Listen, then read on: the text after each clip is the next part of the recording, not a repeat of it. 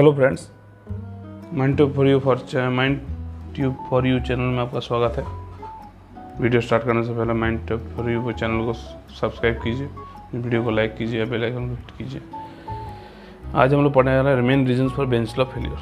तो पहला है main reason for bench slope failure. क्या क्या है? Dynamic loading caused by HMM, blasting, earthquake. ये सब जब HMM चलता है उसका जो लोड है बहुत ज़्यादा रहता है, जिस कारण shear stresses are momentarily increase as a result of vibration in the rock mass. इस कारण से हम लोग का बेंच स्लोप फेलियर हो सकता है। Water pressure in the joint, पानी जो है जॉइंट में ज़्यादा वाटर प्रेशर तैयार होता है तो has probably been responsible for more frequent slope failure than all other causes taken all together.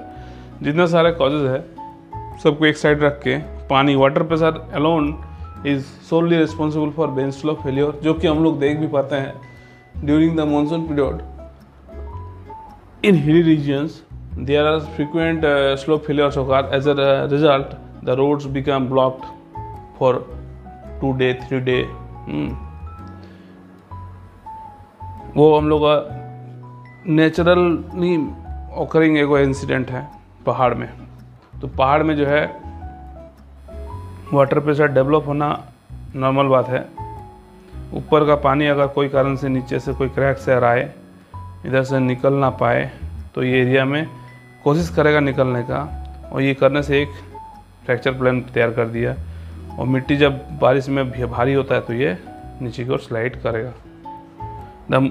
और एक चीज़ है, जब कोई भी चीज़ को में वाटर से सैचुरेट होता है तो उसका जो कोहेसन है या इंटरमोलिकुलर जो अट्रैक्शन है वो घट जाता है। The most serious problem in rock slope failure often is concerned with the location, orientation, properties of structural discontinuities in the rock mass। हम लोग देखे हैं स्लोप फेलियर में ओरिएंटेशन ऑफ द जॉइंट और जियोलॉजिकल डिस्टर्बेंसेस।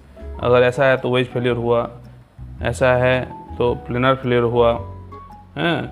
तो ये geological ये disturbances का ओरिएंटेशन, लोकेशन, डीप सीटेड है, सुपरफिशियल है, हॉरिजॉन्टल टू द सरफेस है, एक्सपोज सरफेस या vertical to the expose surface है, उसका ऊपर डिपेंड करके हम लोग का ये स्लोप फेलियर होने का चांसेस रहता है। Due to submergence of slope in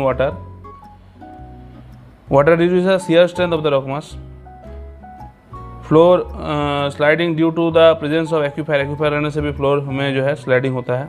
due to decrease in cohesion, angular internal friction of dump material, इसके कारण भी होता है। Due to lack of supervision in the high wall bench में अगर हम लोग सुपरविजन का कमी करते हैं तब भी होता है। If the deep whole blasting is not done properly, deep whole blasting अगर सही से ना हो तब भी होता है। there will be chances of formation of ledges in high wall and chances of slope failure become high. In deep hole blasting, maintenance of slope angle is also very difficult and probability of slope failure become very high. जो factors governing rock slope stability, तो क्या क्या है? Slope geometry, geological structure, lithology. चौथा है ground water, पांचवा है mining method, छठा है टाइम, और सातवां है प्रेजेंस ऑफ बोल्ड वर्किंग। ये सब जो है रॉक स्लोप स्टेबिलिटी को गवर्न करने वाले फैक्टर्स हैं। अब हम पढ़ेंगे कि कंट्रोल कैसे करेंगे इंस्टेबिलिटी को ग्राउंड का। तो पहला है once the potential failure has been identify अगर हो जाता है तो barricade off the area and seek technical assistance. उसमें हम लोग टेक्निकल असिस्टेंस दरकार पड़ेगा। स्मॉल स्केल रॉक फॉल्स में भी indicate larger scale ground stability, तो उससे हम लोग को प्रिकॉशन लेना है। Decrease bench height and overall slope height and angle, ये करना है। Increase catch bench width and height, catch bench का विथ एंड हाइट बढ़ाना है। Remove overhangs and other hazards by blasting, scaling और क्लीनिंग फेसेस, इससे हम लोग ओवरहैंग और अदर हैजर्ड को हटा सकते हैं। Use appropriate type and size of equipment, जो हमारा बेंच हाइट है उस बेंच हाइट के अनुसार हम लोग को शोवेल डिप्लॉय करना है। अगर हमारा या हम जो शोवेल डिप्लॉय किए हैं वाइस वर्सा, एक्चुअली 10 मीटर उसका जो है बूम का जो है हाइट है, वर्किंग हाइट है, तो हम लोग 10 मीटर का ही बेंच करेंगे, ना कि 10 मीटर हमारा बूम हाइट है या उसका जो रीच है उसके लिए हम 15-20 मीटर का बेंच में काम करेंगे। तो क्या होगा, बेंच का फेसेस का जो क्रेस्ट एरिया का जो ड्रेसिंग है वो सही से नहीं हो पाएगा, चांसेस रहेगा ज़्यादा एक्सीडेंट का। Stabilize the toe by placing material against the face, buttressing बोलते हैं जिसको। Establish procedure for safe entry to the pit following weather events और ब्लास्टिंग के बाद स्टेप जो सेफ एंट्री हो उसके लिए प्रोसीड्योर तैयार करना।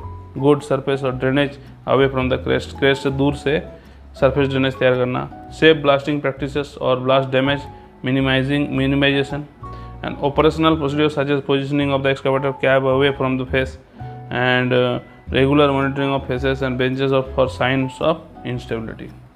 ये सब करने से हम लोग ग्राउंड इंस्टेबिलिटी को कुछ हद तक कंट्रोल कर सकते हैं।